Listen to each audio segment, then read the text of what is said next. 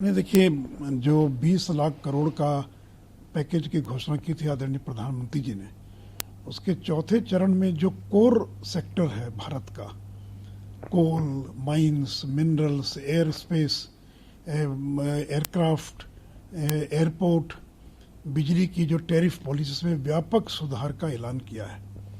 और देखिए, कोयले के क्षेत्र में सबसे बड़ा ऐलान हुआ है कि अब निजी क्षेत्र के लोग भी, कोई भी व्यक्ति अगर चाहे तो बिना किसी शर्त के और वो कोल के ऑक्शन में भाग ले सकता है और वह चाहे तो कोयला बेच सकता है। अभी तक केवल जो स्टील कंपनियां थी या जो बिजली कंपनियां थी वो कैप्टिव पावर, जो कैप्टिव कोल माइंस के रूप में इस्तेमाल करने का या उनको भाग लेने का अधिकार था। अब कोई भी निजी क्षेत्र का व्यक्ति भी और सीधे उसके अंदर, बोली के अंदर, और भाग ले सकता है। और इतना ही नहीं, तो वो अगर चाहे तो कोई ऐसी खदान हो जो आंशिक रूप से ही जिसका उपयोग किया गया हो, तो उसके अंदर भी वो भी उसको दिया जा सकता है। और वो चाहे तो कोयला खुले बाजार में बेचना अगर चाहे तो उसको बेच भी सकता है। केवल एक ही शर्त है कि उसको बिडिंग के बाद अगर उस स्पर्धा में भाग लेता, उसको मिल जाता, उसको अपफ्रंट पेमेंट करना पड़ेगा। तो ये कोयला के क्षेत्र में एक बहुत बड़ा सुधार है कि निजी क्षेत्र को इसमें भाग लेने की अनुमति दी गई है, केवल कैप्टिव नहीं, नॉन कैप्टिव भी जो है। और उसी प्रकार जो विद्युत टैरिफ है, यानी जो विद्युत की दर है, जो उपभोक्ता है, उसको बहुत बड़ी राहत दी गई है कि अगर बिजली कंपनियां अगर लोड शेडिंग करेंगी तो उनको दंडित किया जा सकता है। उपभोक्ता का क्या अधिकार होगा उसको और सुदृढ़ किया गया है। और इतना ही नहीं, तो लोड शेडिंग के साथ साथ ये जो बिजली कंपनियां, जो डिस्कॉम्स, डिस्ट्रीब्यूशन कंपनियां कहलाती हैं, वो टाइमली पेमेंट करें बिजली कंपनियों को। साथ ही साथ जो अनुदान है, जो सब्सिडी है, वो डायरेक्ट बेनिफिट ट्रांसफ़र के द्वारा उपभोक्ता को दिया जाए और स्मार्ट मीटर जो हैं और लगाए जाएं। तो इस तरह के एक व्यापक विद्युत जो टैरिफ है उसकी पॉलिसी के अंदर व्यापक सुधार का ऐलान किया। उसका लाभ उपभोक्ताओं को बड़े पैमाने पर मिलेगा।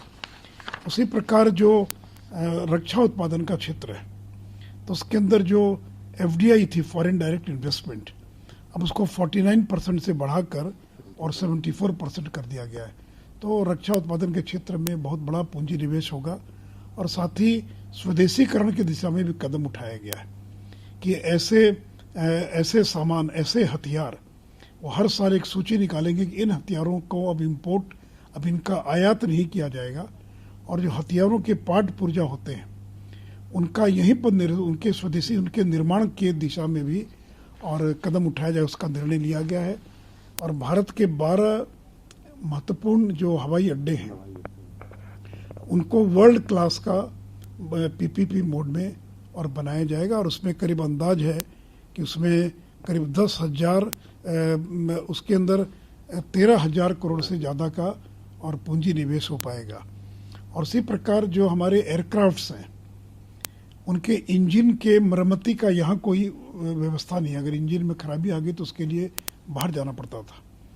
तो जो एयरक्राफ्ट्स हैं उनके मेंटेनेंस, उन एयरक्राफ्ट के मेंटेनेंस, रिपेयर और ओवरहॉलिंग, इसके हब के रूप में और भारत के अंदर इसको विकसित किया जाएगा। तो इस प्रकार से इन तमाम जो आज घोषणाएं की गई हैं।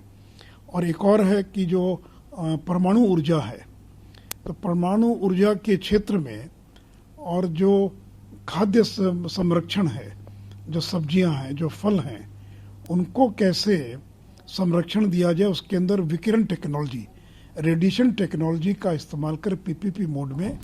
और साथ ही साथ निजी कंपनियां जो हैं वो अब अपना सैटेलाइट भी लॉन्च कर सकेगी, यानी जो स्पेस है, जो अंतरिक्ष है, उसके अंदर भी निजी क्षेत्र को और प्रोत्साहित किया जाएगा।